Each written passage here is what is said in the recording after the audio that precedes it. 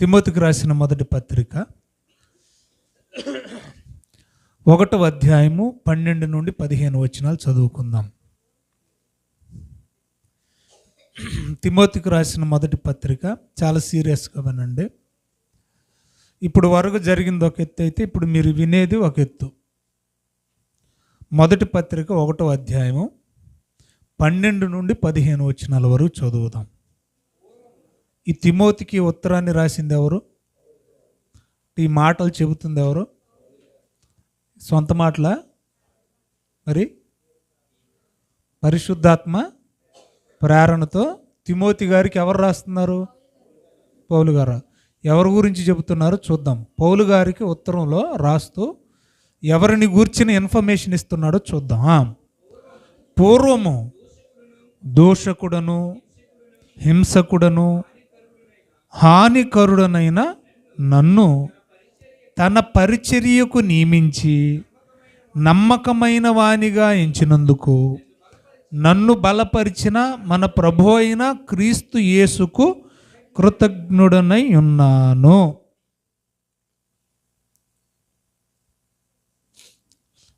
పౌలు పూర్వం ఎలాంటాడో ముందు చూద్దాం. మారు మనసు పొందిన తర్వాత ఎలాంటాడో మనం చూద్దాం. పౌలు 3 ముక్కల్లో చెప్పేశాడు తన జీవితపు పూర్వపు స్థితిని. దోషకుడు, హింసకుడు, హానికరుడు. పాపం కట్ట ఏం పేరు? అమ్మాయిని పేరు కట్ట గోవింద్ గారా? గోవింద్ గారేలే. శ్యామల గోవిందేనా? ఏ ఊరు ఇది? మంగవరం. పాపం ఆయన పౌలు గారితో పోలిస్తే చాలా మంచోడు. నీకు అర్థమైందా? పౌలు గారితో పోలిస్తే చాలా మంచోడు. దేవుడు ఆయన్ని, ఆయన కుటుంబాన్ని రక్షించునుగాక. మనం అందరం దేవుని పక్షాన మనము క్షమిద్దాం, దేవుడు కూడా క్షమించునుగాక. దెబ్బలాడుకోవడానికి మనం రాలేదు. అవన్నీ ఒకప్పుడు అయిపోయినాయి. గతంలో మనం కూడా దెబ్బలాడిన వాళ్ళమే, బూతులాడిన వాళ్ళమే కదా. కానీ ఇప్పుడు మనం మారామనడానికి రుజువు ఏంటంటే కొడితే కొట్టించుకోవడం, తంతే తన్నించుకోవడం, చంపితే చచ్చిపోవడం. అర్థమైంది మీకు? కాబట్టి అంతే. అది జరగడం కూడా వాళ్ళింటికే మేలు. అర్థమైంది మీకు? పాపం ఏముంది, బిడ్డ కొంచెంసేపు మరి పెద్దోడు కదా వయసులో, కొంచెంసేపు బాధపడి ఉంటుంది ఆ నొప్పికి కానివ్వండి, అయినా పర్లేదు. కానీ ఖచ్చితంగా దేవుడైతే కార్యం చేయబోతున్నాడు, చేస్తున్నాడు, చేశాడు. నమ్మిన వాళ్ళు ఆమె చెప్పండి. ఇప్పుడు మన గోవింద్ గారి దగ్గరికి వెళ్ళొద్దు, అప్పుడే వెళ్తాం. ఆఖరిలో పౌలు గారి స్టేట్మెంట్ ఏంటంటే, నేను దోషకుడను, హింసకుడను, అంతటి తాగలా ఆకుండా అలాంటి నన్ను తన పరిచర్యకి నియమించాడంట. ఎవరు నియమించారు?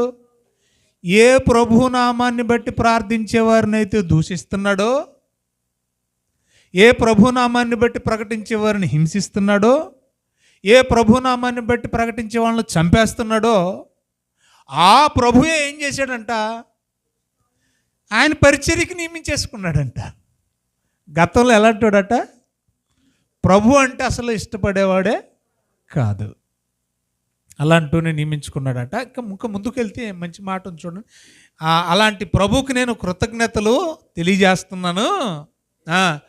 అప్పుడు ఎప్పుడు పూర్వము దోషకుడుగాను, హింసకుడుగాను, హానికరుడుగా ఉన్నప్పుడు నేను తెలియక చేశాను. ఇప్పుడు గోవింద్ గారికి కూడా పాపం తెలియకనే, కట్ట గోవింద్ గారికి ప్రభు అయిన యేసుక్రీస్తులోని శక్తి, ఆయన కృప, ఆయన ప్రేమ, ఆయన దైవత్వం తెలియక. ఎందుకంటే మతం అనే ముసుగులో ఉన్నంత కాలం, చచ్చిపోయి అక్కడ ఉన్నాడో నాకు తెలియదు కానీ, మతం మనిషిని చంపేస్తుంది. మతం ఏం చేస్తుంది? కానీ కనీసం మనిషిని మనిషిగా చూడడమైనా నేర్చుకోండి అన్నాడు ప్రవీణ్ పగడాలన్న. మనిషిని ఏం చేయమన్నాడు? కనీసం మనిషిగా చూడడం నేర్చుకోండి, మతాన్ని పక్కన పెట్టేయండి.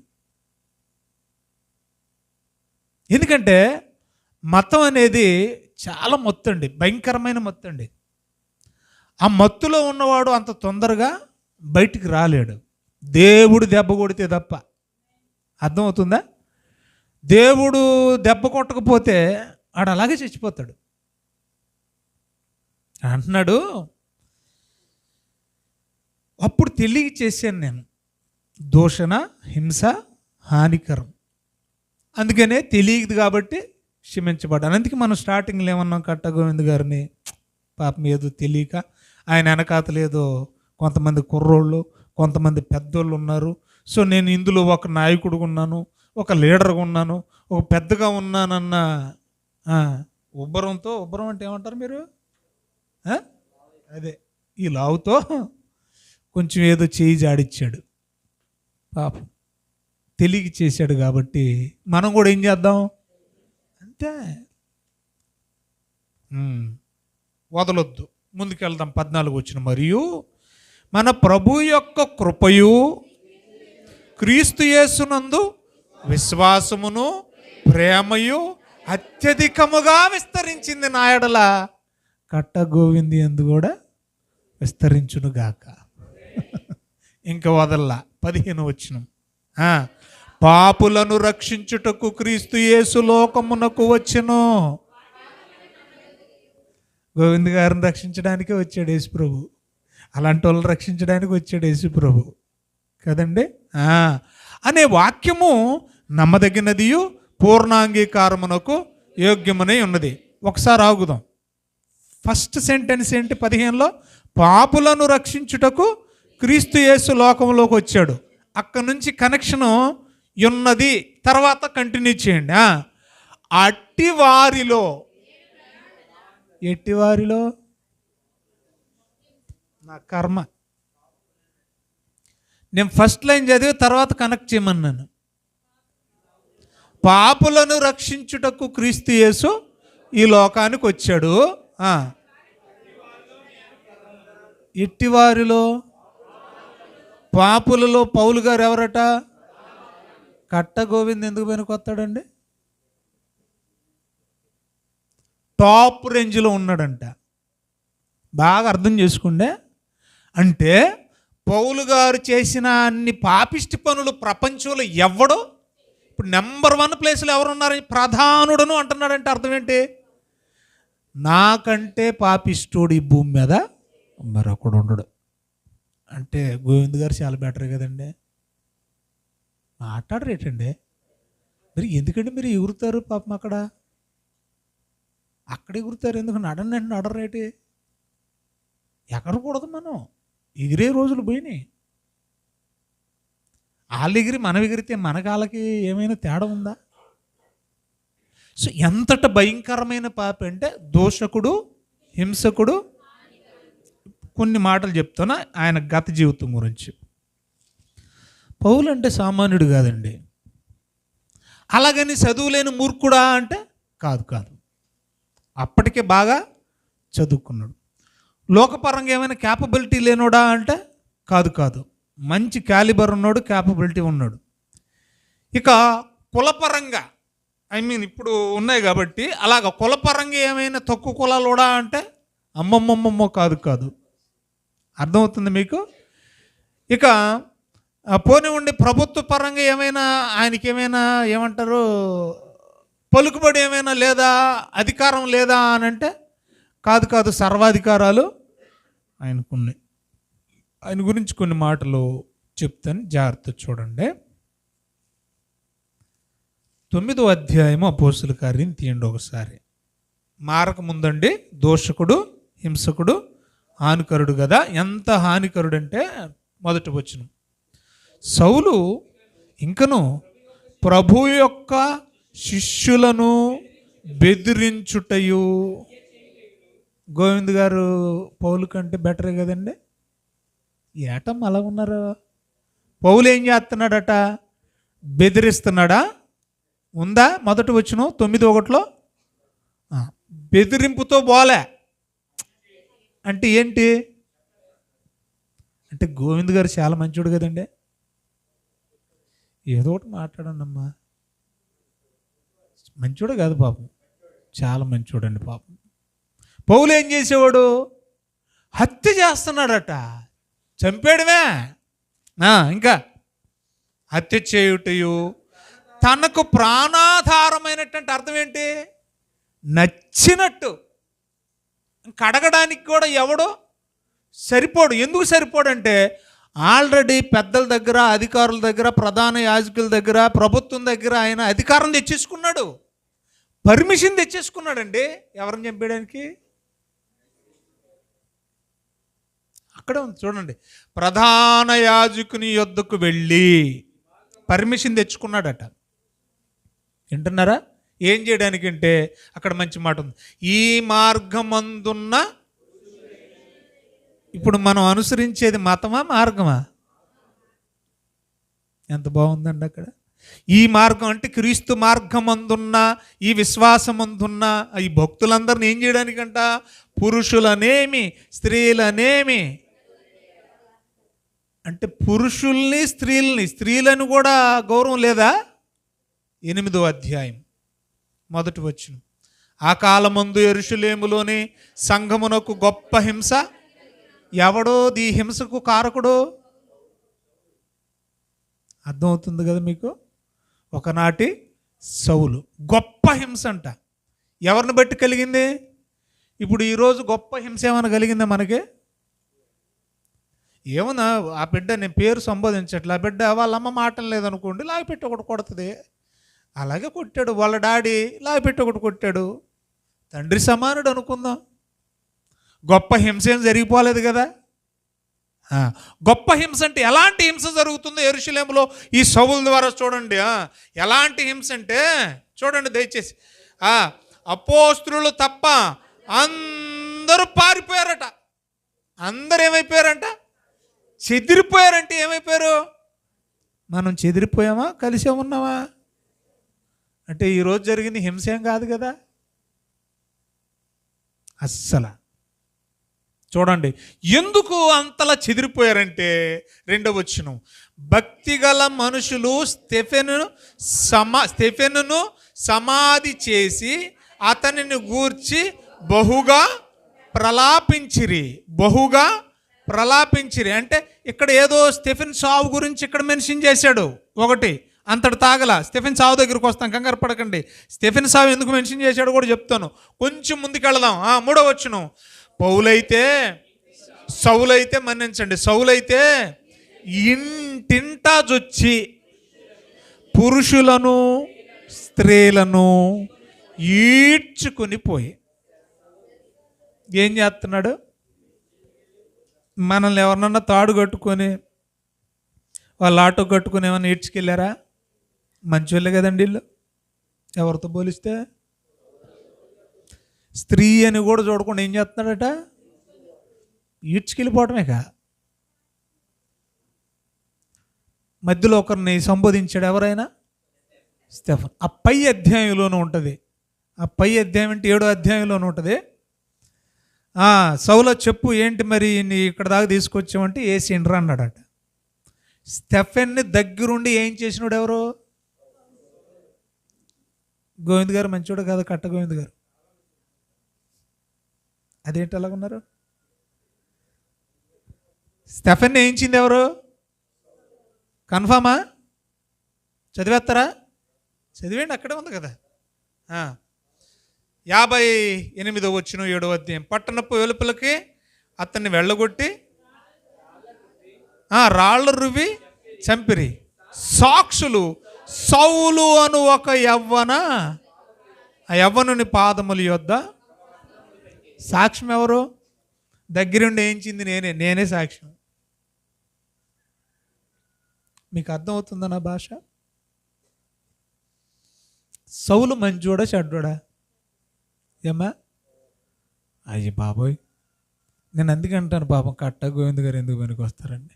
పాపం వెనకాల వాళ్ళు ఉన్నారు కదండి, 4 ఉంటారు కదా. మరి మనం మన మగతనం చూపించొద్దు చిన్నపిల్లల మీద, ఆడపిల్లల మీద. ఆడపిల్లల మీద, చిన్నపిల్లల మీద చూపించేది మగతనం కాదు. అది అర్థమవుతుందా? అది మగతనం అనిపించుకోదు, అది గొప్పతనం అనిపించుకోదు, అది పెద్దరికం అనిపించుకోదు. ఈ కుహానా మేధావులు, ఈ పనికిమాలిన ఎదవలు అందరూ మీకు పర్మిషన్ ఉందా, మీకు పర్మిషన్ ఉందని అడుగుతున్నారు కదా. ఈ ఎదవలకి పౌరులాగా పర్మిషన్ ఉందా చెప్పకుండా ఆపేయడానికి? ఎవడికి ఉండదు, ఎవడికి ఉండదండి. ఎందుకంటే మనం ఉన్నది లౌకిక రాజ్యం, సెక్యులర్ కంట్రీ, మతాలకు సంబంధం లేని దేశంలో మనం బతుకుతున్నాం. కనీస జ్ఞానం లేని మూర్ఖుడు ఇలాంటి పనులు చేస్తాడు. అంటే పౌలు మూర్ఖుల్లో కూడా మూర్ఖులకి జేజబ్బ చెప్పాలంటే. పాపం కట్టగోవింద్ గారు చాలా మంచివాడు కదా,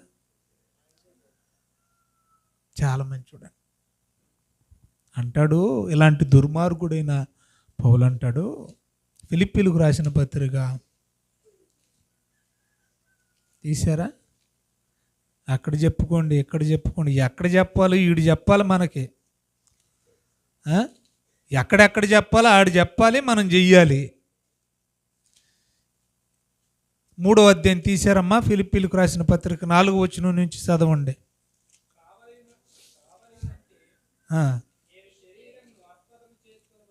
ఎవరు మాట్లాడేది? పౌలేనా? ఏమంటున్నాడు? తెలుగేనారా మీరు చదివేది? చదవండి. కావలయునంటే అంటే నేను అనుకుంటే, మీకు కావాలంటేని అర్థమవుతుందా?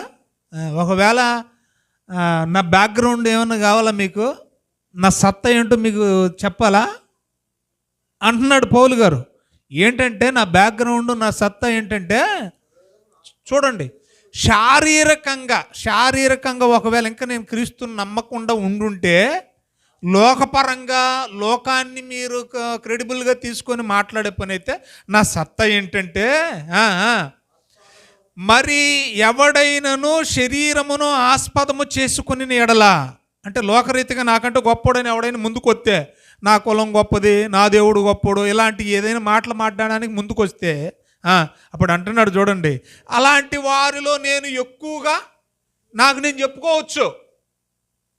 భక్తి విషయంలో నాకంటూ గొప్పవాడు ఎవడు లేడు, మతాన్ని అనుసరించి విషయంలో నాకంటూ గొప్పవాడు ఎవడు లేడు, ధర్మశాస్త్రాన్ని అనుసరించే విషయంలో నాకంటూ గొప్పవాడు ఎవడు లేడు, చదువు విషయంలో నాకంటే పెద్ద చదువుకున్నాడు ఎవడు ఉండడో.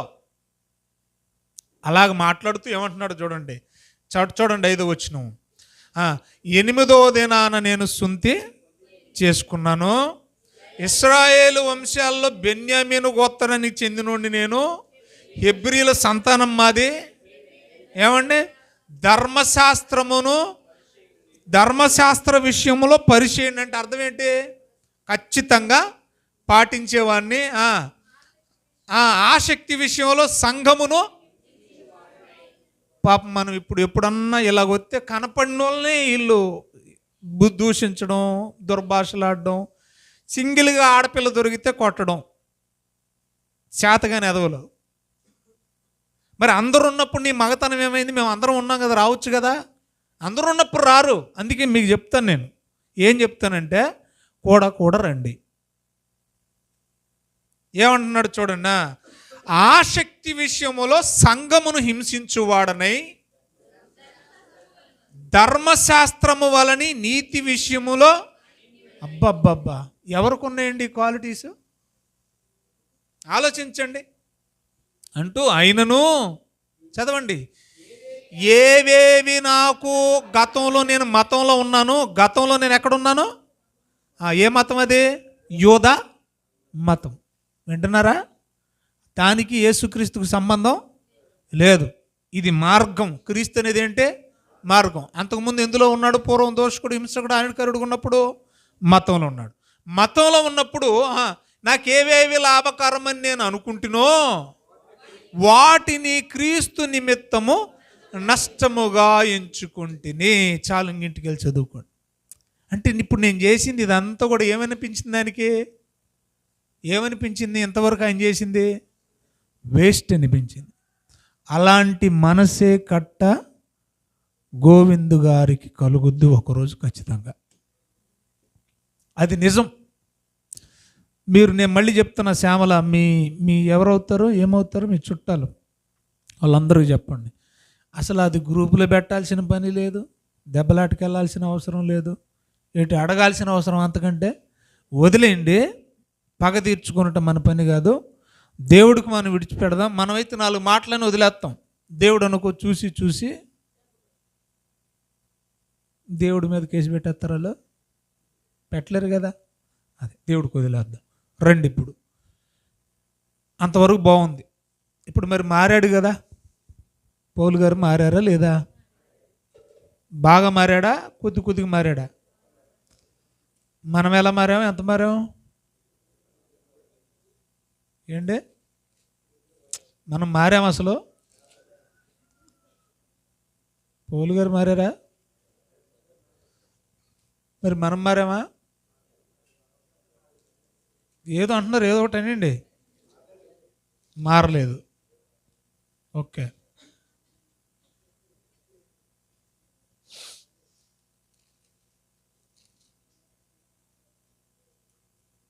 దయచేసి ఒక్క రెఫరెన్స్ నేను చదివిస్తాను రండి.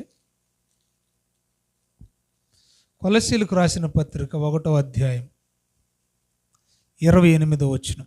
ఇది వెరీ వెరీ కీ పాయింట్ అండి, జాగ్రత్త నోటించండి. ప్రతి మనుష్యుని క్రీస్తునందు సంపూర్ణునిగా చేసి ఆయన ఎదుట నిలువబెట్టవలెనని సమస్త విధములైన జ్ఞానముతో మేము ప్రతి మనుష్యునికి బుద్ధి చెప్పుచు ప్రతి మనుష్యునికి బోధించుచు ఆయనను ప్రకటించుచున్నాము. తర్వాత అందు నిమిత్తము నాలో బలముగా కార్యసిద్ధి కలుగజేయు ఆయన క్రియాశక్తిని బట్టి నేను పోరాడుచు ప్రయాసపడుచున్నాను. ఒక్కసారి దయచేసి ఫస్ట్ పాయింట్ అర్థం చేసుకోవడానికి ట్రై చేయండి. ఏమంటున్నాడు పౌలు గారు? ప్రతి మనుష్యుని కూడా క్రీస్తునందు సంపూర్ణుడుగా చేయాలి. ఆ మాట అందరూ అనలేరు. ముందు క్రీస్తునందు ఒక వ్యక్తిని యేసుక్రీస్తులాగా తయారు చేయాలి. ఆయన భాష ప్రతి వ్యక్తిని ఏం చేయాలంటున్నాడు? ఒక్కొక్క క్రీస్తులాగా తయారు చేయాలి. అది ఎవరి టార్గెట్? అది మానక చేస్తున్నాడు ఆ పని, ఎక్కడ భయపడట్లేదు. Okay, right. ఇప్పుడు నా ప్రశ్న ఏంటంటే, నేను అదిగో పలానా వ్యక్తిని యేసుక్రీస్తులాగా తయారు చేయాలంటే ముందు తయారు చేసేవాడు ఏమై ఉండాలి?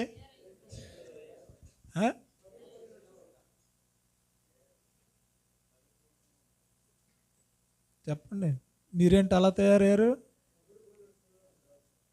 ముందు నేను తయారై ఉండాలి. ఒకరిని క్రీస్తులాగా తయారు చేయాలంటే నేనేమై ఉండాలి? క్రీస్తులాగా. సూపర్ కదా, అది వాస్తవం కదా. ఒక వ్యక్తిని మాస్టర్ని చేయాలంటే ముందు ఈ చెప్పేవాడు ఏమై ఉండాలి? ఇప్పుడు పౌలు మరి ముందు ఆయన తయారయ్యాడా? మనల్ని తర్వాత తయారు చేస్తాడు. కానీ ఆయన అయ్యాడా లేదా? అయ్యాడు. ఆయన చాలా 2-3 సందర్భాలు చెప్పాడు. నేను క్రీస్తుని పోలి నడుచుకున్నట్లు మీరు నన్ను పోలి. ఇంతవరకు క్లియర్ అయిందా? అంటే చాలా మారాడు కదా. అంటే పౌలు మారాడా లేదా? నిజం చెప్పండి, ఎంతలా మారాడు? యేసుక్రీస్తులా మారాడు. అనేకులను యేసుక్రీస్తులాగా తయారు చేయడానికి పూనుకున్నాడు, చేశాడు కూడా కదా. ఒక ఒనేసిమని చేశాడు, ఒక ఫిలోమాని చేశాడు, ఒక తిమోతిని చేశాడు. చాలామంది ఉన్నారు. ఒక ఫీబేని చేశాడు, ఏమండి, ఒక మార్కుని చేశాడు, ఒక బర్నబాని చేశాడు, ఒక తీతుని చేశాడు. చాలామంది ఉన్నారు. సరే, విషయానికి వద్దాం. ఆయన మారాడు, ఓకే. మరి మనం మారామా? ఆయన క్రీస్తులాగా మారాడు, ఓకే. మరి మనం మారామా అనేది నా ప్రశ్న.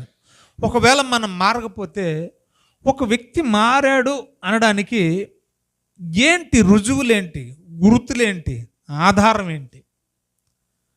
అర్థం చేసుకోండి. ఒక వ్యక్తి మారాడు, మారు మనసు పొందాడు, రక్షించబడ్డాడు, దేవుల్లో ఉన్నాడు, క్రైస్తవుడే, విశ్వాసే, పరిశుద్ధుడే అని చెప్పాలంటే ఏమైనా గుర్తులు ఉన్నాయా? అర్థమవుతుంది మీకు నా భాష? ఎలా మనం గుర్తుపట్టచ్చు మారిన వ్యక్తిలో ఉన్న క్రియలు ఎలా ఉంటాయి, నిజంగా మారితే ఆయన ప్రవర్తన ఎలా ఉంటుంది? పౌలు గారి జీవితంలో నుంచి నేను కొన్ని మాటలు చెప్తాను, టక టక టక రాసుకోండి. నంబర్ 1, 9వ అధ్యాయానికి వద్దాం. పౌలు గారు ఎక్కడైతే దెబ్బతిన్నాడో అపోస్తుల కార్యాలు 9వ అధ్యాయం 10వ వచనం. అంతవరకు మారలేదుగా ఏమ్మా? రైట్. ఇప్పుడు 10వ వచనం నుండి మార్పు అనేది మొదలైంది. నేల పడ్డాడా? ప్రభువా నీవెవడవు అని అడిగాడా? ఇప్పుడు ఏమన్నాడు ప్రభు? నీవు హింసించుతున్నా యేసుని అన్నాడు. సరే, మొత్తానికి అయింది, దెబ్బ అయిపోయిన తర్వాత ఏం జరుగుతుందో చూడండి దయచేసి. సరే, ఇప్పుడు నేనేం చేయాలి అడుగుతున్నాడు అన్నమాట. ఇప్పుడు నేనేం చేయాలి? ఏమండి? నీవు లేచి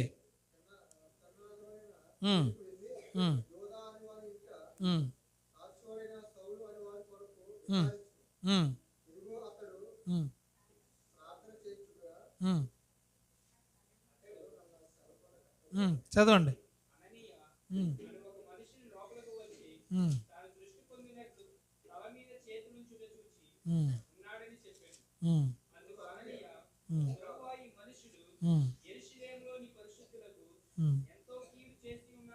అవును.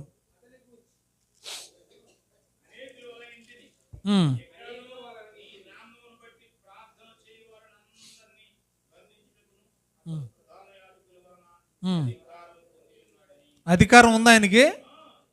పర్మిషన్ ఉందా? రైట్. నేను డైరెక్ట్ వచ్చినాన్ని చదివి అనిపిస్తాను చూడండి. అంతవరకు మారిన పౌలు దమస్కు వెళ్ళే మార్గం గుండా మార్గంలో పడిపోయాడు కదా. పడిపోయిన తర్వాత ప్రభు దర్శించాడా? మిమ్మల్ని ప్రభు దర్శించాడా?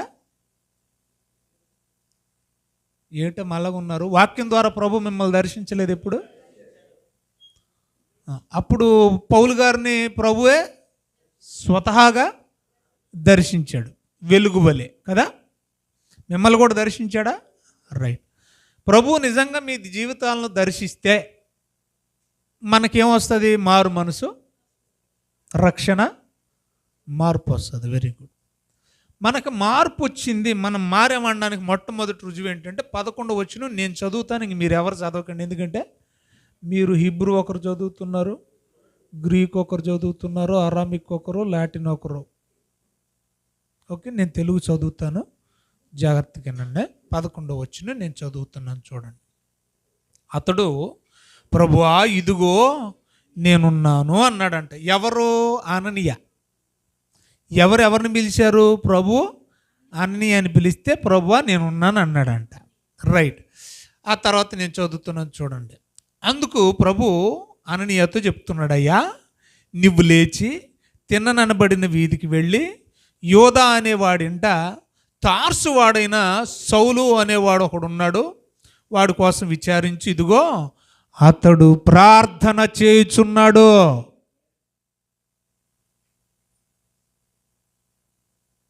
మారినోడు మొట్టమొదటిగా ఏం చేస్తాడు?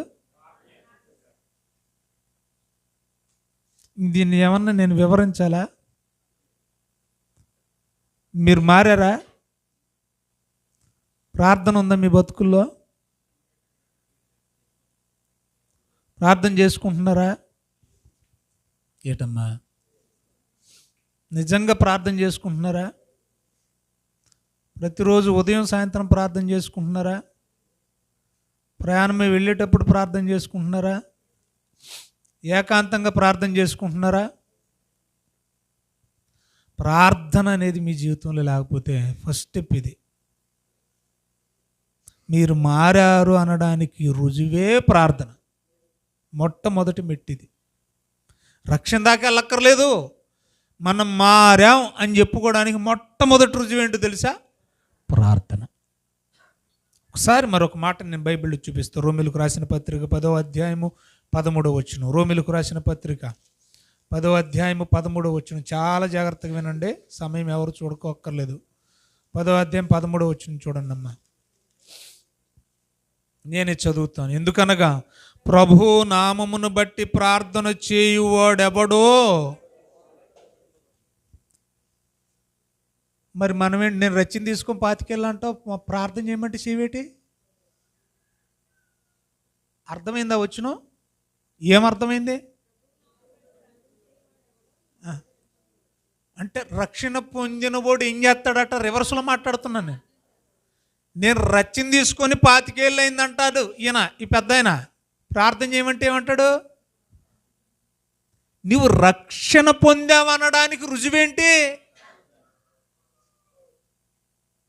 ఏంటండి ఈ మాటలు? బైబిల్ ఏంటి ఇలాగ ఉన్నాయి? మనకు ప్రార్థన రాదు, కానీ మనం రచన తీసుకుని వెళ్ళాలైంది 50 ఏళ్ళు 25 ఏళ్ళు 30 ఏళ్ళు అంటాం, కానీ ఏమి రాదు మనకి. అది ఎలా? బైబిల్ ఇలాగుంది కదా. ప్రభు నామాన్ని బట్టి ప్రార్థన చేయగలిగినోడే రక్షణ పొందినోడు, రక్షణలోకి వచ్చినోడు. ఒకటి, మనం మారాము అనడానికి నిదర్శనం, దర్శనం, రుజువేంటి? ప్రార్థన. పౌలు ఏం చేశాడు? అప్పటి వరకు ఏమైనా ప్రాక్టీస్ చేశాడా? అంతకుముందు ఏమైనా ఎక్కడన్నా నాకు నేర్పించండి నేర్చుకున్నాడా? దమస్కు మార్గంలో పడ్డాడు, తిన్ననన్న వీధికి వెళ్ళిపోయాడు. అక్కడ ఏం చేస్తున్నాడు? నువ్వు మారావు అనడానికి నిదర్శనమే మొట్టమొదటిది ఏంటి? ప్రార్థన. ప్రార్థనకు ఒక సమయం పెట్టుకోవాలి మనం. ఖచ్చితంగా 8ంటికి సాయంత్రం, ఎవరున్నా లేకపోయినా ఉన్న నీవేం చేయాలి? నీ భార్య ఉంటే నీ భార్యని మోకరించాలి, పిల్లలు ఉంటే పిల్లలు, మీరు భార్య పిల్లలు మోకరించాలి. అర్థమవుతుందా? ఖచ్చితంగా ప్రార్థనకు సమయాన్ని కేటాయించాలి. దేవునితో సమయం గడపడానికి మనకి తెలియనప్పుడు అసలు మనకు మార్పు ఉందంటాం అది అసంభవం ప్రియులరా. ఇంకేమన్నాడు? మన రక్షణకు ఆధారం, ప్రారంభం ఏంటట? ప్రార్థన అన్నాడు. మరొక మాట చూపిస్తాను చూడండి దయచేసి. లూకాసు వార్త 11వ అధ్యాయం 1వ వచనం. ఇక్కడ బాప్తిస్మం ఇచ్చి యోహాను శిష్యులు వచ్చి, బాప్తిస్మం ఇచ్చి యోహాను శిష్యులు చూపించి యేసుక్రీస్తు శిష్యులు యేసుప్రభుని అడుగుతున్నారంట. ఏమనో తెలుసా? యేసుప్రభా, వినండి. బాప్తిస్మం ఇచ్చి యోహాను తన శిష్యులకి ఎలా ప్రార్థన చేయాలో నేర్పించాడు, మీరు కూడా మాకు నేర్పించండి. ఎందుకు అని అంటే ఆధ్యాత్మికంగా ఎదగడానికి. ఎందుకు నేర్పించమంటున్నారు? ఆధ్యాత్మికంగా ఎదగడానికి. అది 11:1 స్టార్టింగ్లోనే ఉంటుంది. అంటే మనం ఆధ్యాత్మికంగా ఎదగాలంటే ఏం చేయాలి? ప్రార్థన చేయాలి. మనం ఆధ్యాత్మికంగా ఎదగలేకపోతున్నాం అంటే ఎప్పుడు వచ్చేవాళ్ళం, వస్తున్నాం వెళ్తున్నాం, కనీసం ఒక ప్రార్థన లేదు, ఒక పాట లేదు, తర్వాత ఒక వాక్యం చదవడం లేదు, వాక్యం చెప్పడం లేదు. మనం విశ్వాసిగానే ఉంటున్నాం, విశ్వాసిగానే చచ్చిపోతున్నాం అంటే ఆధ్యాత్మికంగా మనం ఏమవట్లేదు, ఎదగట్లా. ఎందుకు ఎదగలేకపోతున్నాం అంటే దానికి ఒకటే మైనస్. అదేంటి? నీ బ్రతుకులో ప్రార్థన లేదు. అది గుర్తుపెట్టుకోవాలి. ఇందులో మరొక మంచి మాట చెప్తాను చూడండి దయచేసి. లూకాసు వార్త 21, లూకాసు వార్త 21 రెండో స్టెప్కి వెళ్ళిపోతాను నేను. 36 వచనం చూడండి. 21వ అధ్యాయము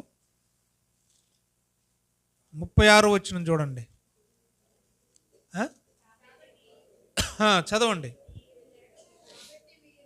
కాబట్టి మీరు జరగబోవు వీటినెల్లను తప్పించుకొని మనిషి కుమారుని ఎదుట నిలువబెట్టుటకు, చూడండి, నిలువబడుటకు శక్తి గలవారగునట్లు ఎల్లప్పుడూ ప్రార్థన చేయుచు మెలకుగా ఉండుడని చెప్పాను. బాగా అర్థం చేసుకో. రేపొద్దున యేసుప్రభు రాకడ ఉంది కదా. యేసుప్రభు రాకడ ఉందా లేదా? యేసుప్రభు రాకడలో యేసుప్రభు ఎదుట మనం నిలబడడానికి శక్తి కావాలంటే, ఇప్పుడు అదే కదా నేను చదివించాను. యేసుప్రభు ఎదుట మనం ఫిట్గా నిలబడగలమా ధైర్యంగా? ఎందుకేవో నాకు పరలోకం. అర్థమవుతుందా నా భాష మీకు? ఎందుకేవో నాకు పరలోకం అని అడిగేంత ధైర్యంగా, ఫిట్గా ఆ శక్తి, ఆ పవర్ నీలో ఉందా? నిలబడగలవా? వాస్తవానికి పంచభూతముల మిక్కటమైన వేండ్రముతో ఆయన ఆగమనంతో ఏమవుతాయి? లయమైపోతాయి. పంచభూతాలే లయమైపోతున్నప్పుడు మనం ఎంతండి? మరి మనం నిలబడాలంటే మనకేం కావాలి? శక్తి కావాలి. నేను మా బాబుని సోషల్ వెల్ఫేర్ గురుకుల పాఠశాలలో జాయిన్ చేయడానికి తీసుకెళ్తే ఫిట్నెస్ సర్టిఫికేట్ తీసిరండి అన్నారు. మీకు అర్థమైందా? ఏం సర్టిఫికేట్ అది? ఫిట్గా ఉన్నాడా, ఆరోగ్యంగా ఉన్నాడా లేదనేది. ఇప్పుడు మా రాజానగరం పిఎస్ లింగనాన్న గారు పంపిస్తే మేము వెళ్తే ఇచ్చారు. అదే కాదు, మీరు ఏదైనా జాబ్లో జాయిన్ అవ్వాలన్నా కూడా ఏమడుగుతారో తెలుసా? ఆఫ్టర్ ఆల్ శరీర సంబంధంగా ఏదో చిన్న పోస్ట్ కోసం, జీవన వృత్తి కోసం జాయిన్ అవ్వాలంటేనే ఫిట్నెస్ సర్టిఫికేట్స్ అడుగుతుంటే, మరి పరలోకానికి వెళ్ళాలంటే ఏం కావాలి? ఫిట్నెస్ సర్టిఫికేట్ కావాలి. మీరు ఫిట్గా ఉన్నారా లేదా? మిమ్మల్ని ఫిట్గా చేసేది ఏంటో తెలుసా? అప్పుడే చదువుకున్నాం మనం. క్రీస్తు యేసు ఎదుట మిమ్మల్ని ఫిట్గా నిలబెట్టే శక్తి దేనికుంది? ప్రార్థనకు ఉందా? మరి ప్రార్థన మనకి లేదంటే నేనేం చేయలేనిక. లేకపోతే స్టార్ట్ చేయండి. పాపానికి దూరంగా ఉంచేది ప్రార్థన. అర్థమవుతుందా? ప్రార్థన చేసేవాడు పాపం చేయలేడు, పాపం చేసేవాడు ప్రార్థన. మీరు ప్రార్థనకి మీ మోకాళ్ళు వంగట్లేదంటే, మీ మనసు రావట్లేదంటే, అయితే మీరు ఇంకా పాపంలోనే ఉన్నారు. సో ఒక వ్యక్తి మారాడు అనడానికి రుజువు ఏంటంట? ఇక్కడే చూస్తున్నాం. ఈరోజు నేను మాట్లాడే సెర్మన్, ఈ సందేశం ఏదైతే ఉందో దీన్ని టెక్స్టువల్ సెర్మన్ అంటారు. మాకు థర్డ్ ఇయర్లో బీటీహెచ్ థర్డ్ ఇయర్లో బ్యాచులర్ ఆఫ్ థియాలజీలో హోమ్లిటిక్స్ అని ఉంటుంది. ప్రసంగ శాస్త్రం అంటారు దీన్ని. అందులో ఇవి నేర్పుతారనమాట.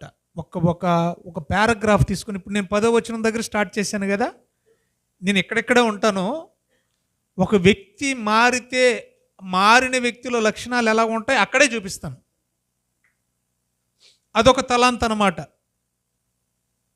ఇప్పుడు సౌలు మారాడనడానికి రుజువు ఏం చూపించాను నేను మీకు? ప్రార్థన. రెండోది, ఒక వ్యక్తి మారాడు అనడానికి రుజువు ఏంటో అదే పౌలు గారిని చూద్దాం. 15వ వచనం చూడండి. తీశారా? 15వ వచనం చదవండి. 9వ అధ్యాయం అపోస్తుల కార్యాలు.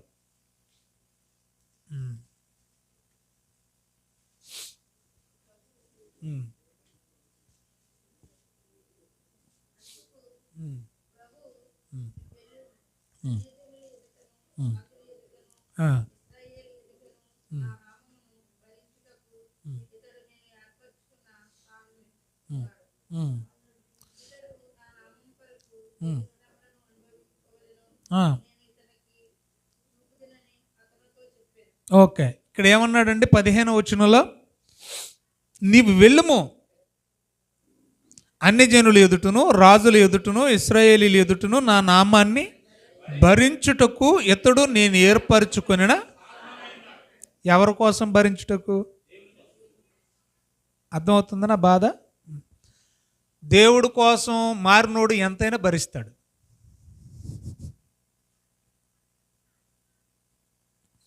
ఇప్పుడు మనం ఉడుకుముత్తనంతో వాళ్ళ మీద దెబ్బలాడితే వాళ్ళకి మనకు తేడా లేదు.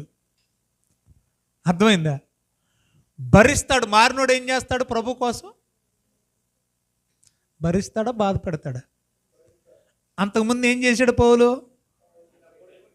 ఇప్పుడు ఏం చేస్తాడట? భరించాడా లేదా?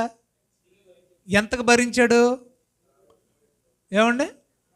పేక తీసుకెళ్ళి ముద్దు మీద పెడితే ఏం చేశాడంట?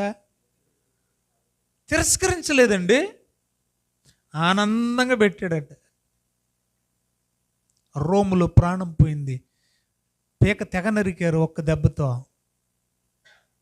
ఈ మధ్య మరి జగనన్నకు ఒక పొట్టేల్ని, చంద్రన్నకు ఒక పొట్టేల్ని వేసారట. ఒక దెబ్బతోనే ఎగిరిపోయినాయి అంట పేకలు. అట్లా మనుషుల్ని వేశారు. ఎంత దారుణం అండి! ప్రభువు కొరకు ఏం చేస్తాడంట? తిడితే పడలేకపోతున్నాం, మనం కొడితే పడలేకపోతున్నాం, చంపినా కూడా ఏం చేస్తున్నాడు? భరిస్తున్నాడు. మారినోడు ఏం చేస్తాడు? ఎంతైనా భరిస్తాడండి. మరొక మాట చూపిస్తాను చూడండి, 18వ వచనంలో. అంతకుమించి నేను ఎక్కువ ఎక్స్ప్లెయిన్ చేయడానికి ఇష్టపడట్లేదండి. 18వ వచనం చూడండి, అక్కడే చదవండి అమ్మా. అప్పుడే అతని కన్నుల నుండి పొరల వంటివి రాలగా దృష్టి కలిగి లేచి బాప్తిస్మము పొందెను. తర్వాత ఆహారం. మారునోడికి పొరలు రాలుతాయి అంట. మారునోడికి ఏం రాలుతాయి అంట? ఏం రాలుతాయి చెప్పండి? పొరలు రాలుతాయి అంట. అంటే సరైన దృష్టి, అప్పటి వరకు సరైన దృష్టి ఉండదు కదా. సరైన దృష్టి ఉండదంటే ఏముంటుంది మరి? ఏం దృష్టి? ఇప్పుడు మనందరి కళ్ళు ఉన్నాయి కదా, మనందరి కళ్ళల్లో పవిత్రత ఉందా? కళ్ళల్లో పవిత్రత ఏంటండి బాబు అంటారా? పాపానికి ప్రారంభం కళ్ళేనండి బాబు. అందుకన్నాడు దేహానికి దీపం, అది చెడితే చాలంట మొత్తం దేహం అంతా.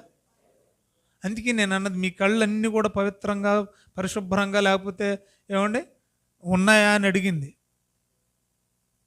అంటే ఎలాంటి కళ్ళు ఉంటాయి? ఎలాంటి కళ్ళు ఉంటాయో బైబిల్లో రాశాడు చూడండి. పేతురు గారు తన పత్రికలో 2వ పత్రిక 2వ అధ్యాయం 14వ వచనంలో ఏమండి పేతురు రాసిన 2వ పత్రిక, వ్యభిచారిని చూసి ఆశించుచు, అబ్బే ఆగండి ఇంక జాలే. ఏం కళ్ళు అంటే ఇవి? ఏం కళ్ళు అంటే ఇవి? పాపాన్ని మానలేని కళ్ళు అంట.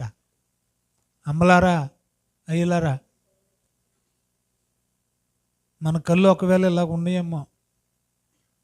ఒక స్త్రీని చూసినప్పుడు ఎలాంటి చూపుతో చూస్తున్నాం? ఒక పురుషుని చూసేటప్పుడు ఎలాంటి చూపుతో చూస్తున్నాం? మొబైల్లో ఉన్న బొమ్మలు చూసేటప్పుడు ఎలాంటి చూపుతో, ఏ ఉద్దేశంతో చూస్తున్నాం? పాపాన్ని మానలేని కన్నులంట.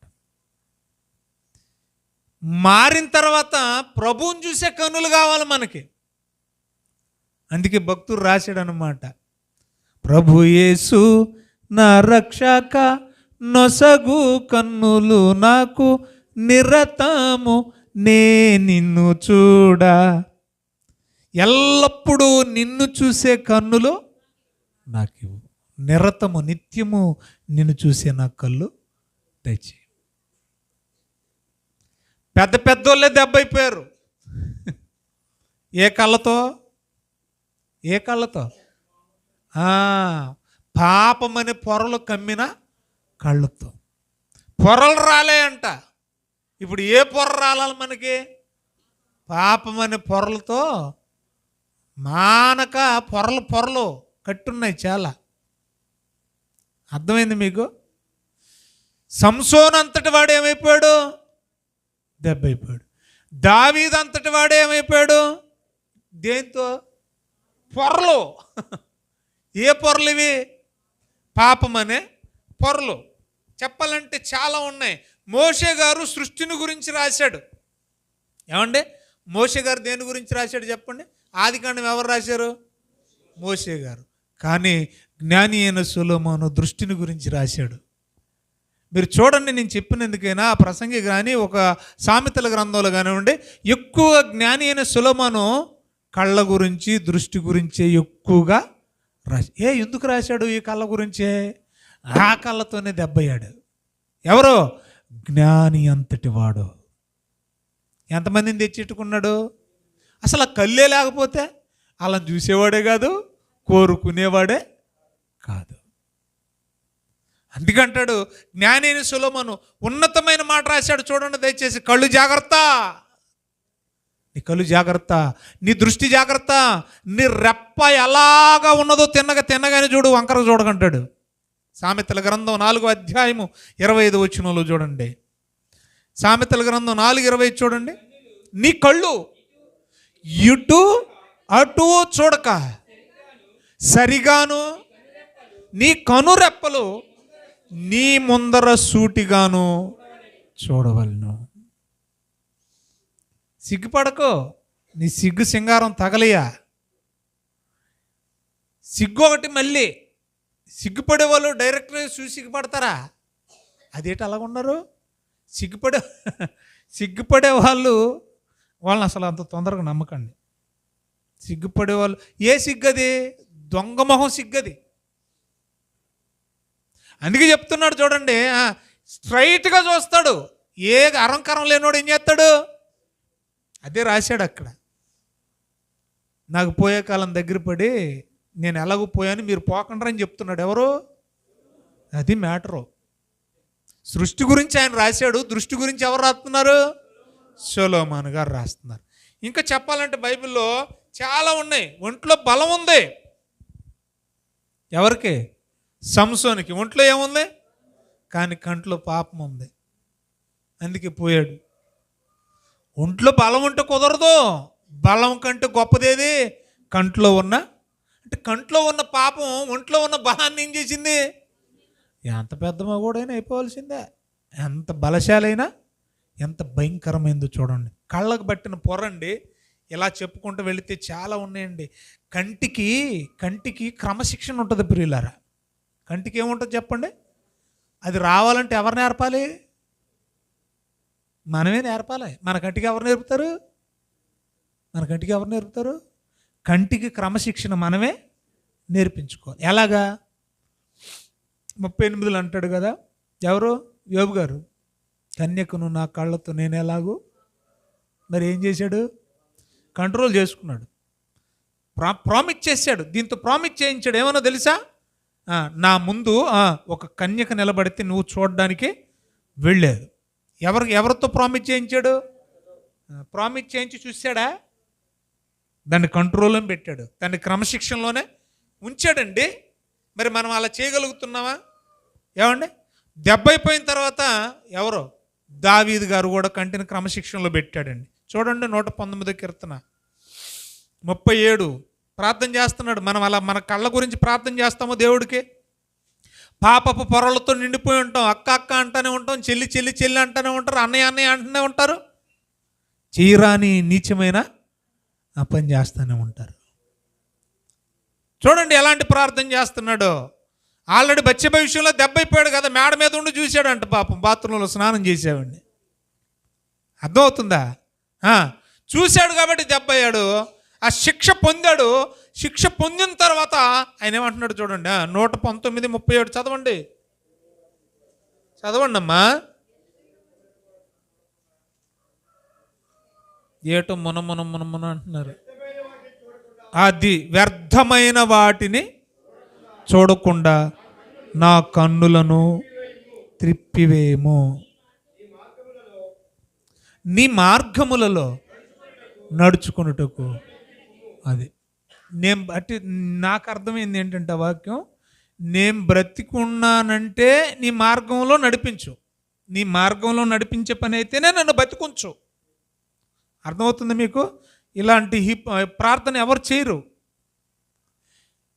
నీ మార్గంలో నేను నడిచే పని అయితే నన్ను బతికించు భూమి మీద, లేకపోతే తీసేయి. ఫస్ట్ది ఏమంటున్నాడు తెలుసా? ఒకవేళ నేను బ్రతుకుంటే నా కన్నులు ఏం చూడకూడదు? వ్యర్థమైన వాటిని. మనం 24 గంటలు ఒక రోజు కదా దేవుడు మనకిచ్చాడు. వ్యర్థమైంది ఏదైనా కానీ ఉండదు. నాట్ ఓన్లీ మొబైల్, జస్ట్ ఎగ్జాంపుల్గా చెప్తున్నాను. వ్యర్థంగా టైం వేస్ట్ చేస్తూ వ్యర్థమైన వాటిని చూడడానికి మనం ఎంత సమయం వెచ్చిస్తాం చెప్పండి?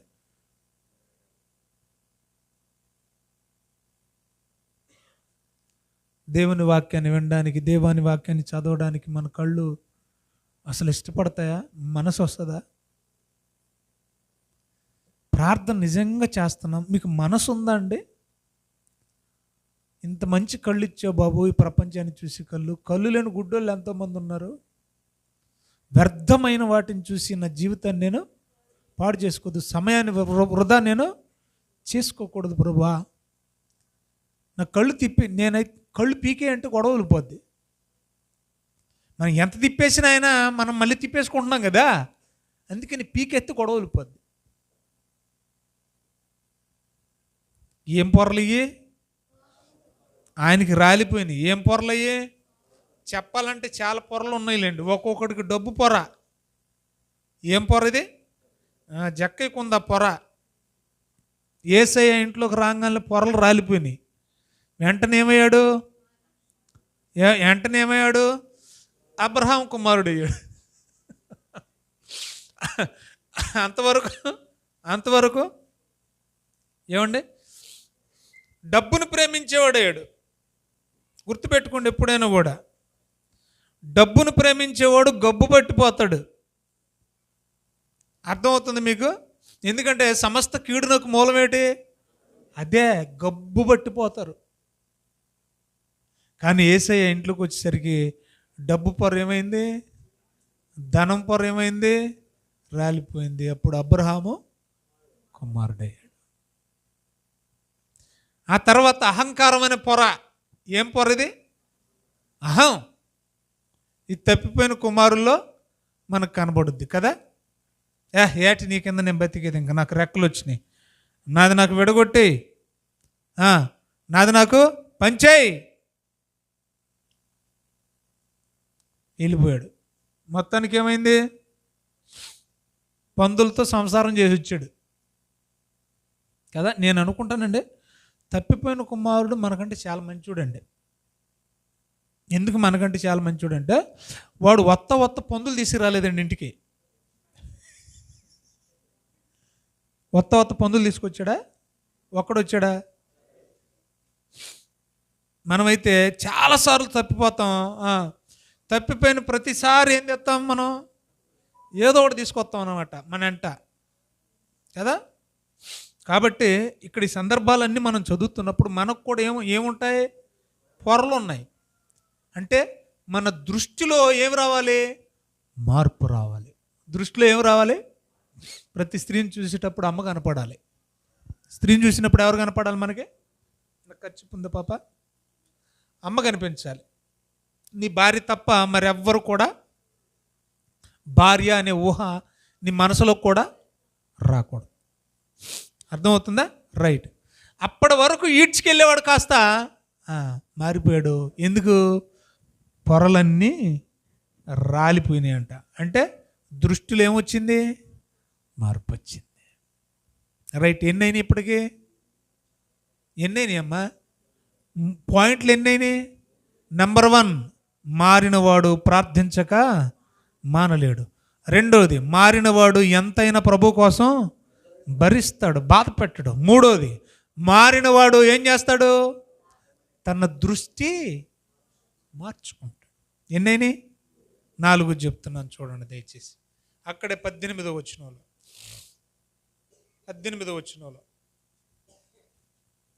తీశారా? చదవండి. అక్కడ 18లో కంటిన్యూ చేయండి. నీవు అపోస్తుల కార్యాలు 9వ అధ్యాయం అమ్మా. కంటెక్స్ట్లోకి రండి. టెక్స్టువల్ మెసేజ్ అన్నా కదా, నేను అక్కడే ఉంటాను అన్నాను కదా, ఆ టెక్స్ట్లోనే ఉంటాను. చూడండి 9:18 చదవండి. అప్పుడే అతడు కన్నుల నుండి దృష్టి కలిగి లేచి చాలు. ఇక్కడ నేను ఒక పాయింట్ తీసుకుంటున్నాను. బలపడ్డాడు. బాగా వినండి. మారు మనసు పొందినవాడు ఏం చేస్తాడు? దినదినం ఏం చేస్తాడు? బలపడతాడు. మనం ఏం బలపడ్డాం? ఎన్నాళ్ళయింది మనం గుడికి రాబట్టి? ఎందులో బలపడ్డావు నీవు? ఏమండి, హాస్పిటల్కి వెళ్తున్నాను, డబ్బులు ఖర్చు పెడుతున్నాను, కానీ జబ్బు అన్నట్టుగానే మనం గుడికి వెళ్తున్నాం, ఆరాధనకి వెళ్తున్నాం, ఉపవాసాలు ఉంటున్నాం, అన్నీ చేస్తూ ఉన్నాం, కానీ మనలో ఏమి లేదు, బలపడట్ల. మనం ఆత్మీయంగా మనం బలపడట్. మన పిల్లడు స్కూల్కి రెగ్యులర్గా వెళ్తున్నాడండి, సంవత్సరం పొడవుని వెళ్ళాడు. ఎరా ఆ 2 నేర్చుకున్నాం అన్నాడు అనుకోండి, అంటే ఏంటి మమ్మీ అన్నాడు అనుకోండి, అప్పుడు మీకు ఎలా ఉంటుంది? సంవత్సరం వెళ్ళాడండి, మరి సంవత్సరం వెళ్ళావు కదా, వచ్చే అనగానే అవి ఏంటి అన్నాడు అనుకోండి, అప్పుడు మీకు ఎలా ఉంటుంది? బాధ ఉంటుందా ఉండదా? మనం ఇన్ని సంవత్సరాలు గుడికి వస్తున్నాం, మనం బలపడ్డామంటే ఏంటి అర్థం? ఏంటి? ఏమి నేర్చుకున్నాం మనం? మన నుంచి లోకానికి మనల్ని చూసి ఎవరైనా నువ్వు మారావు, మార్పు చెందావంటే నీలో ఏదో బలం ఉండాలి, నువ్వేదో ఎక్స్పీరియన్స్ చేసి ఉండాలి, అది నువ్వేదో అనుభూతి పొంది ఉండాలి. అర్థమైంది మీకు? చూడండి కొన్ని మాటలు చెప్తాను నేను ఇక్కడే. రోమీయులకు రాసిన పత్రిక 4:21 మనం బలపడాలంటే మనకు కావాల్సిన ఏంటో చెప్తున్నాను చూడండి. బలపడతాడు, మారు మనసు పొందినోడు ఏం చేస్తాడు? బలపడతాడు. అప్పుడప్పుడు మనం అంటాం, ఆ సంఘం మమ్మల్ని బలపరిచిందండి. విన్నారా మీరు ఈ పదాలు ఎప్పుడైనా? మేము అక్కడికి వెళ్ళాక మేము బలపడ్డామండి. మీరు మరి మరి బలపడరా? మీరు మారితే బలపడతాం మనం. బలపడడం అంటే ఏంటి? ఎలాగది? లావైపోవడమా? బలపడడం అంటే ఏంటి? చూడండి, రోమీయులకు రాసిన పత్రిక 4:21 అబ్రహాము గారి గురించి ఎంత చక్కని మాట రాయబడిందో చూడండి.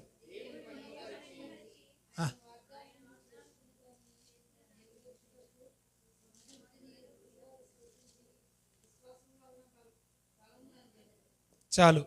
ఎవరి గురించి రాయబడిన మాట అది? అబ్రహాం గారి గురించి. ఏమని రాశారు అబ్రహాం గారి గురించి? నేను చదువుతున్నాను చూడండి దయచేసి.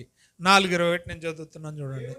దేవుణ్ణి మహిమపరచి ఆయన వాగ్దానము చేసిన దానిని నెరవేర్చుటకు సమర్థుడని రూఢిగా విశ్వసించి విశ్వాసము వలన మన బలమేంటి ఉందా మనకి?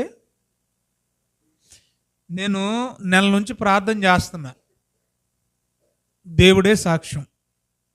నేను ఇక్కడ కూర్చొని మాట్లాడుతున్నా, నా భార్య పిల్లలే సాక్ష్యం. ఎందుకంటే వాళ్ళతో కలిపి నేను ప్రార్థన చేస్తున్నా ఎవ్రీడే మానక. నా విశ్వాసం ఏంటో తెలుసా? నాకు ఆల్రెడీ ఇన్ఫర్మేషన్ వచ్చేసింది ఈ ఊరు నుంచి. ఎందుకంటే మన పాంప్లెట్ పంపించేసాం. పాస్టర్ గారు ఇందాకే చెప్పాడు కదా. నేను ఒకటే చెప్పా, పాస్టర్ గారు ఎంత కంచుకోట అయినా గాడిద గుడ్డైనా మనం ట్రై చేద్దాం. అర్థమవుతుందా? మనం అసలు ప్రారంభించకుండా అక్కడ పరిస్థితులు మనం ఎందుకు అలాగ ఊహించేసుకోవడం? మనం చేద్దాం. ఎవరైనా వద్దన్నారు అనుకోండి, బలవంతం ఏముంది, ఆపేద్దాం. కాబట్టి చేద్దాం. నా విశ్వాసం ఏంటంటే దేవుడు మన పక్షాన ఉన్నాడు.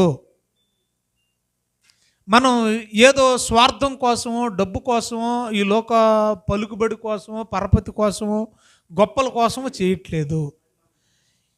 చస్తే ఎక్కడికి వెళ్ళిపోతారో బతికుండగానే చెప్పాలి. చచ్చాక వెళ్ళి శవం దగ్గర చెబితే ఏ ఉపయోగం ఏముంది? మనది అదే కదా. దేవుడు గురించి వ్రాయబడిన మాట ఏంటి? మనం ఏం పెట్టాం? మనం మరణం తర్వాత ఏంటి? జీవితం. ఇది కదా పంచుతున్నాం. సో అది ఎప్పుడు చెప్పాలి? మనం మరణం తర్వాత ఏం జరుగుద్ది అనేది. లోకం ఏమన్నా అనుకునేవ్వండి, ఇది మతం అనుకునేవ్వండి, ఇంకోటి అనుకునేవ్వండి, కానీ చెప్పాల్సిన బాధ్యతయా మా మీద ఉంది. విశ్వాసం అంతే.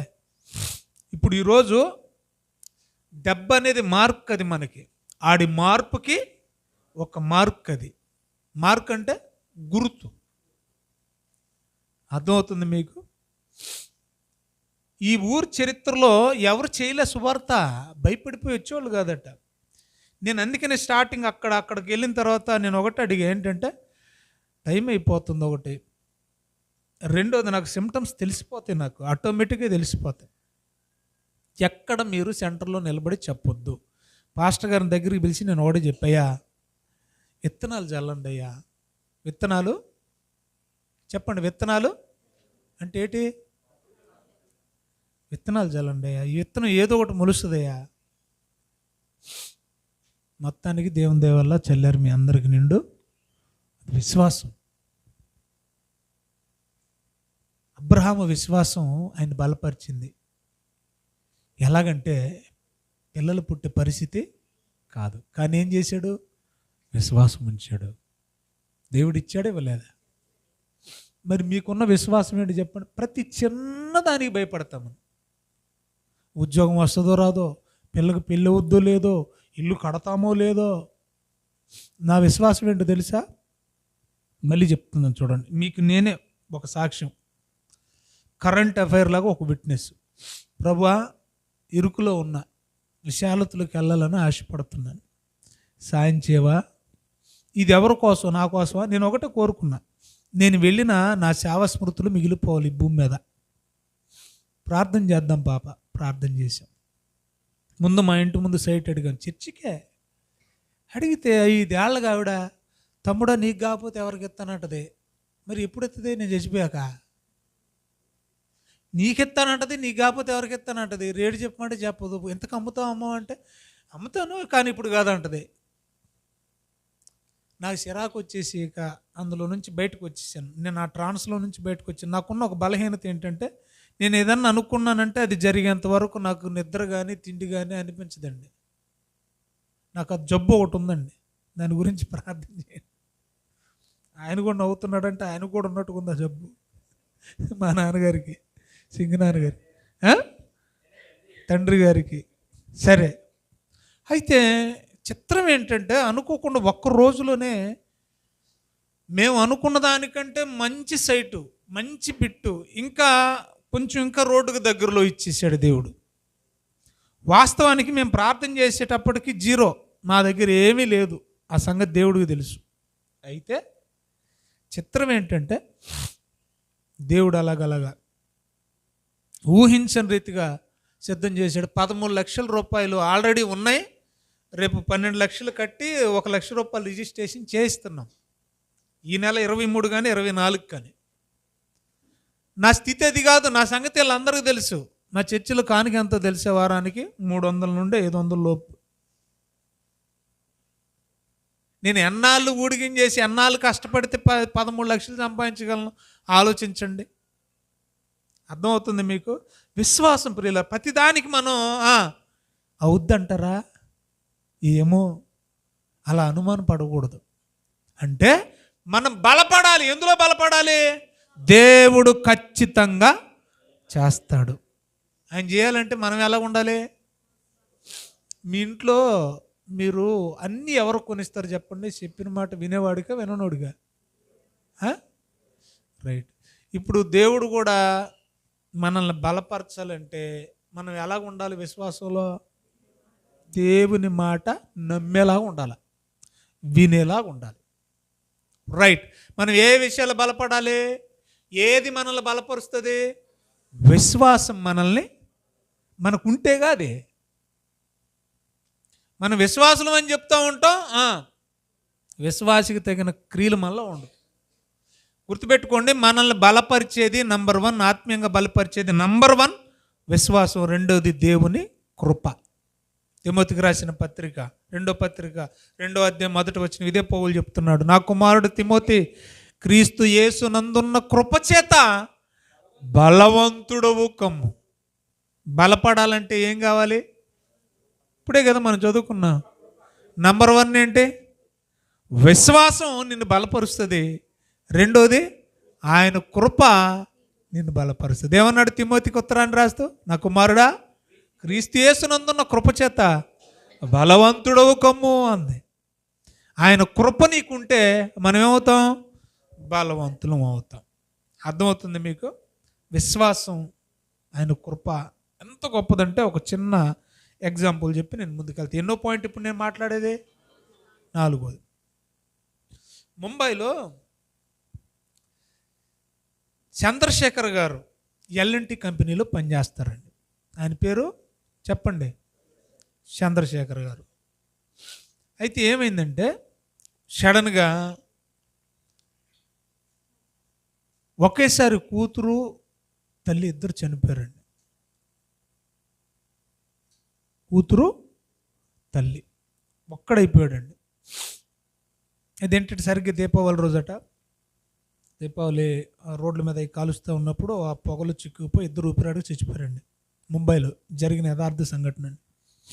అప్పుడు సహోదరులందరూ కూడా పాపం పరామర్శకు వెళ్ళారట, పలకరిద్దాం అని చెప్పేసి. ఆయన ఎలా రియాక్ట్ అవుతాడో పాపం, ఎంత దుఃఖంలో ఉండుంటాడో అని చెప్పేసి సంఘ పెద్దలు సంఘం అంతా వెళ్ళారట. ఆయన నవ్వుతా కుర్చీలు వేస్తా ఉన్నాడండి అందరికీ, ఇళ్ళందరికీ. ఎవరు? ఈ చంద్రశేఖర్ గారు. ఇదేట్రా బాబు, భార్య బిడ్డ ఇద్దరు చచ్చిపోతే ఎంత శోకంలో ఉండాలి ఇతనేటి అందరికీ ఏనే డ్రింకులు ఇచ్చేస్తున్నారు, కొబ్బరి బండ నీళ్ళు ఇచ్చేస్తున్నారు, కుర్చీలు వేసేస్తున్నాడు, అన్నీ ఏనే చేస్తున్నాడేటి అని వస్తా ఒక ప్రశ్న అడిగాడంట పాస్టర్ గారు. ఏమండి మీరు ఎంత ఇలాగ ఉండగలిగారంటే ఏంటండి కారణం? దీనికి ఏదైనా సీక్రెట్ ఉంటే చెప్పండి, మామూలు కూడా ఎవరైనా పోయినప్పుడు మేము ఉండటానికి కొత్త ఏమైనా చిట్కా ఉంటే చెప్తారా అని అడిగారట. సింపుల్గా ఆయన బలి తేలగొట్టేశాడంట. ఆయన ఏమన్నాడు తెలుసా? నేను ఒక తండ్రిగా చూస్తే మహా అంటే ఒక 20-30 సంవత్సరాలు చూస్తానండి, అంతే కదా. ఈ చూపుల్లో కూడా నా బిడ్డ పట్ల నేను ఏదైనా తక్కువ చేయొచ్చు. ఒక భార్యగా నా భార్య పట్ల ఆవిడని బాగా చూసుకున్నాను అని అంటే మహా అంటే ఒక 20-30 సంవత్సరాలు చూసుకుంటాను. అది కూడా అక్కడక్కడ అరమరికలు ఉండొచ్చు, లోటుపాట్లు ఉండొచ్చు. నాకంటే బాగా చూసుకునేవాడి దగ్గరికి వెళ్ళారు, నాకెందుకు బాధ అన్నాడట. ఎక్కడికి వెళ్ళాడు? ఈ విశ్వాసం మనకు ఉంటుందా? నాకంటే బాగా చూసుకునే నా తండ్రి దగ్గర ఉన్నారు వాళ్ళు, వాళ్ళ గురించి నాకు బాధ ఏంటండి? నేను ఎందుకు బాధపడాలి? నా బిడ్డలు, నా భార్య, వారికి రక్షణ లేకపోతే, ప్రభువుని తెలుసుకోకుండా చచ్చిపోతే నేను బాధపడాలి తప్ప వాళ్ళు హ్యాపీగా, అన్ఎక్స్పెక్టెడ్గా జరిగిందండి అది. కాబట్టి నేను బాధపడటం లేదు. వారు ఎందుకంటే నాకంటే బాగా చూసుకునే నా తండ్రి దగ్గర. అదండి విశ్వాసం అంటే. విశ్వాసంలో బలం పొందడం, కృపలో బలం పొందడం అంటే అది. అలాంటివి మన జీవిత అనుభవాల్లోకి రావాలి ప్రియులారా. 5వ మాట చూడండి దయచేసి. 19వ వచనం చూడండి. 19వ వచనం తీశారమ్మా? అక్కడే 9వ అధ్యాయము అపోస్తుల కార్యాలు. పిమ్మట శిశువులు కాదు నాన్న, శిష్యులు. మళ్ళీ చదువు. పిమ్మట శిష్యులతో కూడా కొన్ని దినములుండెను. వెంటనే సమాజ మందిరములలో చాలండి. ఎవరితో సహవాసం? శిష్యులతో. శిష్యుడు అంటే ఎవరు? శిష్యులు అనేదానికి ఒక పదం చెప్తాను, జాగ్రత్తగా. ఇంగ్లీష్లో డిసైపుల్ అంటారు. ఇంగ్లీష్లో ఏమంటారు? దానికి మూల వచ్చినవి ఏంటో తెలుసా? డిసిప్లిన్. డిసిప్లిన్లో నుంచి ఏమొచ్చింది? డిసైపుల్ వచ్చింది. డిసైపుల్ అంటే అర్థం ఏంటి తెలుగులో? శిష్యుడు. అర్థమవుతుందా? అంటే శిష్యుడు అంటే అర్థం ఏంటి? క్రమశిక్షణ గలవాడు. ఇంకెంతకంటే గొప్పగా నేను చెప్పలేను. శిష్యుడు అంటే అర్థం ఏంటి? ఆల్రెడీ క్రమశిక్షణ నేర్చుకున్నవాడు, క్రమశిక్షణ కలిగినవాడు. ఇప్పుడు ఎలాంటి వారితో సహవాసం ఉన్నాడు? అదేంటండి సహవాసం గురించి మాట్లాడుతున్నాను. ఫస్ట్ది ఏంటి? ఒక వ్యక్తి మారాడు అనడానికి రుజువు ఏం చెప్పాను నేను? నెంబర్ 1, ప్రార్థన చేయకుండా ఉండలేడు. రెండోది ఏం చెప్పాను? దేవుని కోసం ఎంతైనా భరిస్తాడు. మూడోది ఏం చెప్పాను నేను? తన దృష్టిలో మార్పు వస్తుంది. దృష్టిలో ఏమొస్తుంది? మార్పు వస్తుంది. నాలుగోది ఏం చెప్పాను? ఏమండి?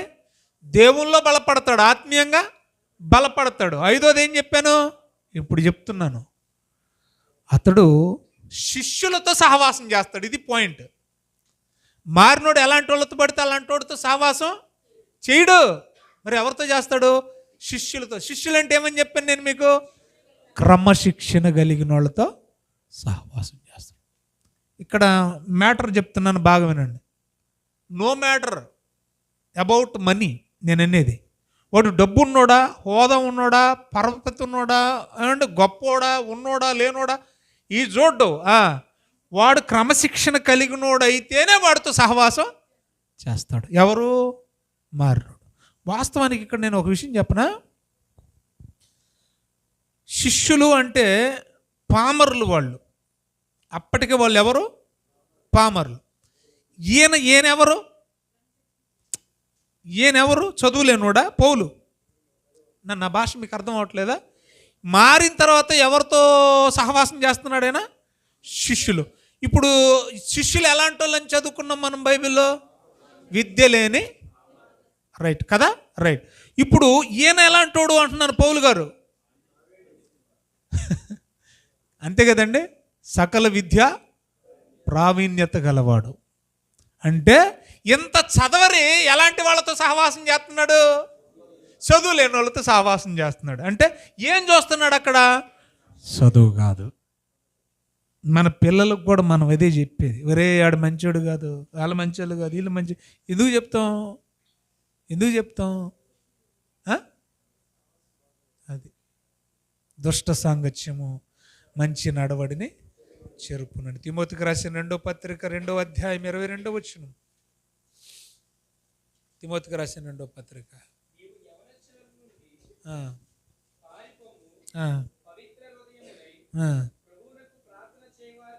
సహవాసం, మన సహవాసం ఎవరెవరితో ఉండాలో చూడండి చెప్తున్నాడు. చూడండి మన సహవాసం ఎవరెవరితో ఉండాలో చెప్తున్నాడు. చూడండి ఏటట చదవండి. పారిపొమ్ము, పవిత్ర హృదయం గల వాళ్ళతో సహవాసం చేయాలి. వింటున్నారా? ఎలాంటి వాళ్ళతో సహవాసం చేయాలట? పవిత్ర హృదయం గల వారితో సహవాసం చేయాలి. రెండోది ఏమన్నాడు? చదవండి, కంటిన్యూ చేయండి. పవిత్ర హృదయులై, తర్వాత ప్రార్థన చేసే వాళ్ళతో నీ సహవాసం ఉండాలి. పవిత్ర హృదయులతో నీ సహవాసం ఉండాలి. నీతిని, విశ్వాసమును, ప్రేమను, సమాధానమును, ఇవన్నీ కలిగిన వాళ్ళతో ఏం చేయమంటున్నాడు? వాళ్ళతో ఉండు, వాళ్ళతో వెంటాడు, వాళ్ళని కలిగి ఉండు, వాళ్ళతో సహవాసం. ఈ లేకపోతే అలాంటి వాళ్ళతో సహవాసం. బైబిల్ ఎంత చక్కగా చెప్తుందండి. నా సహవాసాలు ఎలాగ ఉన్నాయి? మారేమని చెప్పుకుంటున్నాం కదా. మన సహవాసాలు ఎవరితో ఉన్నాయి? ఎన్నైనాయి? ఒక వ్యక్తి మారాడు అనడానికి ఎన్ని చెప్పాను నేను? 5 ఉండాలి గుర్తు. డీటెయిల్ ఒక్కటి లేకపోయినా మనలో ఏమి లేదు. ఒకటేంటి? ప్రార్థన చేయకుండా ఉండలేం. రెండోది ఏంటి? దేవుని కోసం ఎంత కష్టమైనా భరిస్తాం. మూడోది ఏం చెప్పాను? మన చూపుల్లో మార్పు వస్తుంది. నాలుగోది ఏం చెప్పాను? దేవుల్లో ఆత్మీయంగా బలపడతాం. ఐదోది ఏం చెప్పాను? మన సహవాసంలో మార్పు వస్తుంది. ఆరోది రాసుకోండి దయచేసి. 20వ వచనం చూడండి. అక్కడే 20వ వచనం చూడండి దయచేసి. అపోస్తుల కార్యాలు 9వ అధ్యాయము 20వ వచనం. చదువు. వెంటనే సమాజ మందిరములలో యేసే దేవుని కుమారుడని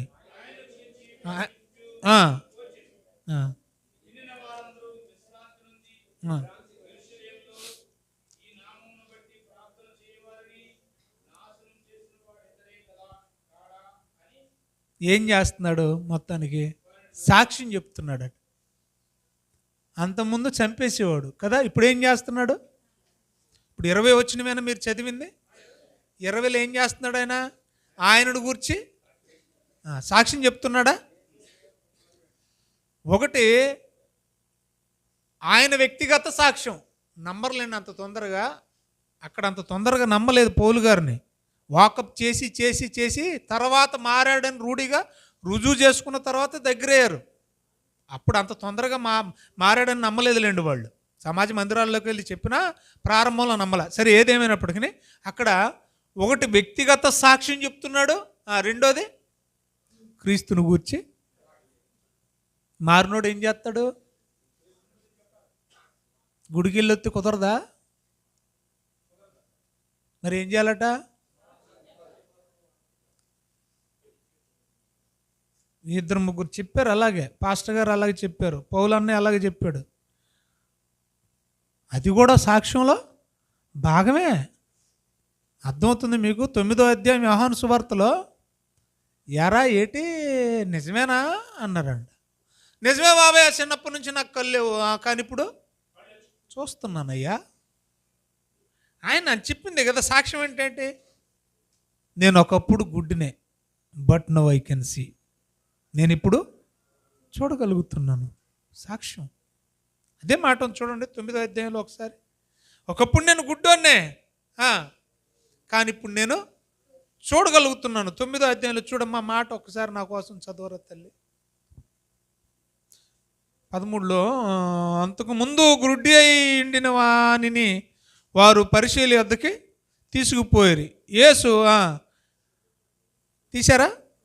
9:14 చదువుతున్నాను. బురద చేసి వాని కన్నులు తెరిచిన దినము విశ్రాంతి దినం. వాడు అలాగూ చూపునందునో దాన్ని గురించి పరిచయలు కూడా వాడిని మరలడుగ్గా వాడన్నాడు, నా కన్నుల మీద ఆయన బురద ఉంచాడమ్మా, నాకు చూపు వచ్చిందమ్మా. నేను ఒకప్పుడు గుడ్డిని, కానీ నేను ఇప్పుడు చూపునందాను. సాక్ష్యం, జరిగిన మేలు. అర్థమవుతుందా? ఒకటి నోటితో చెప్పేది, రెండోది బ్రతుకుతో చూపించేది. ఒకటి యేసు ప్రేమ కలిగిన వాడని చెప్పాలి, ఆ ప్రేమను మన జీవితంలో చూపించాలి. యేసు క్షమ కలిగిన వాడని చెప్పాలి, ఆ క్షమ మన జీవితంలో క్షమించి చూపించాలి. యేసు మేలు చేసేవాడు. మేలు చేయక నీవు కానీ కీడు చేయక నేను. అదే కదా, అలా అలా రాసుకోవాలి మనం. ఆయన మేలు చేసేవాడు, మరి మనం ఏం చేస్తున్నాం ఆలోచించండి. ఇప్పుడు ఎన్నైనాయి? 6. ఏం చెప్పాను నేను? ఒకటి, సువార్తను సాక్ష్యంగా చెప్పాలి, చెబుతూ వ్యక్తిగతంగా ఆ సువార్త సాక్ష్యాన్ని మన జీవితంలో చూపించాలి. మారినోడు అదే చేశాడు. మరి అంతకుముందు ఓ పాప చెయ్యి మెల్ల తిప్పేశాడంట, ఇలా తిప్పేశాడంట. కానీ మంచోడు గోవింద్ గారు, కట్ట గోవింద్ గారు చాలా మంచోడు. ఎందుకంటే పౌలు గారు పేకలు తిప్పేసేవాడు. పౌలు గారు ఏం తిప్పేవాడు? పేకలు, కోడి పిల్లల హలాలు చేసేదానికి తిప్పుతారే, అలాగే తిప్పేవాడు. పాపం ఈయన చెయ్యి తిప్పాడు. మంచోడా కాదా? చాలా మంచోడు. కాబట్టి మనం మన సాక్ష్యాన్ని నిలబెట్టుకోవాలి, కంగారు పడకండి. మారిన వాళ్ళు ఏం చేస్తారంటే, ఇప్పుడే చేసాం, సమాజ మందిరంలోకి వెళ్ళి ఏం చేశాడంట? సువార్త చెప్పాడంట. మరి మారిన వాళ్ళు చాలామంది రావట్లేదు ఏంటి సువార్తకి? వాళ్ళు మారినట్ట అబ్బే, అది వినటానికి వినసొంపుగా ఉందన్నయ్య, కానీ సెట్ అవ్వదు అన్నయ్య. మరి ఈయనకే పని లేక తిరిగేసాడేటి? చివరి మాట చూడండి. మారినందుకు 7 రుజువు. 25 వచనం.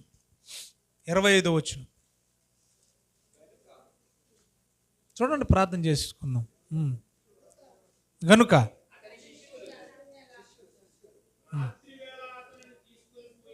9వ అధ్యాయము చదవండి. 25.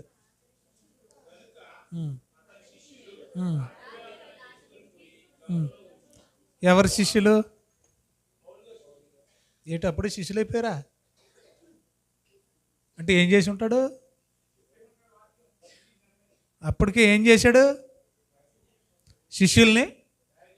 మనం ఎంతమందిని సంపాదించాం? శిష్యుల్ని.